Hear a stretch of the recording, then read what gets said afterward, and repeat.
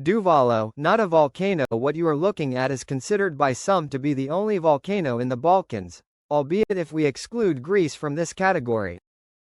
Here, a strange cluster of degassing vents in North Macedonia have killed large swaths of vegetation and animal life for multiple centuries on end, resulting in a barren patch of ground.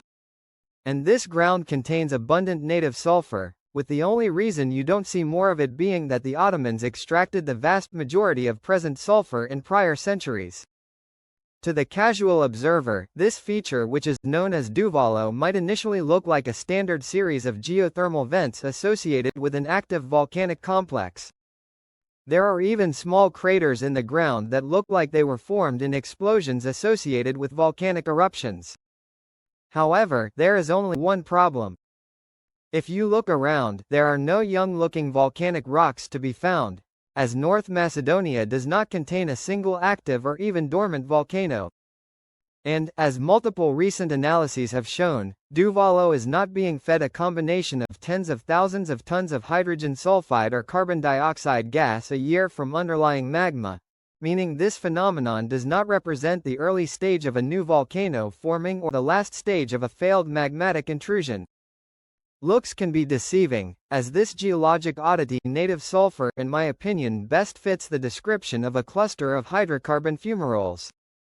You see, native sulfur deposits are not only formed at volcanoes, and while this is not a complete list, but they also can form at certain hot springs and in hydrocarbon deposits.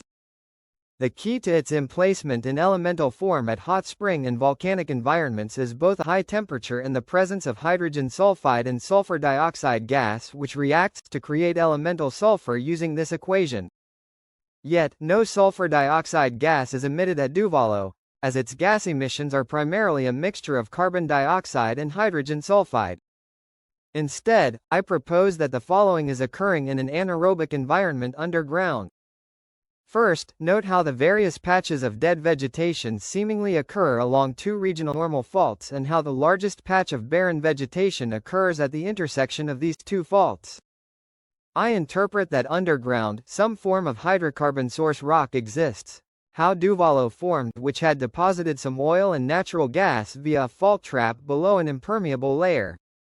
Since anhydrite is known to exist in the region, I will interpret this as the impermeable layer.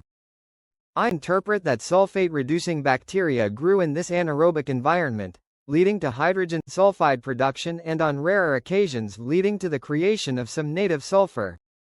Made acidic by the hydrogen sulfide, the hydrocarbons began eating away at the overlying anhydrite rock, leading to even more hydrogen sulfide production.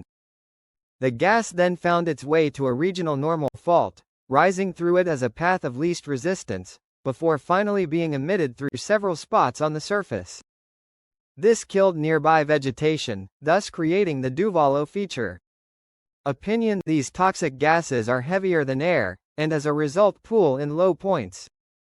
It is for this reason that in my opinion, I recommend against going to low points at Duvalo, or bringing children or pets to visit this geologic oddity. As a final note, I would like to thank my new YouTube channel member Marina Grubisa for supporting my work.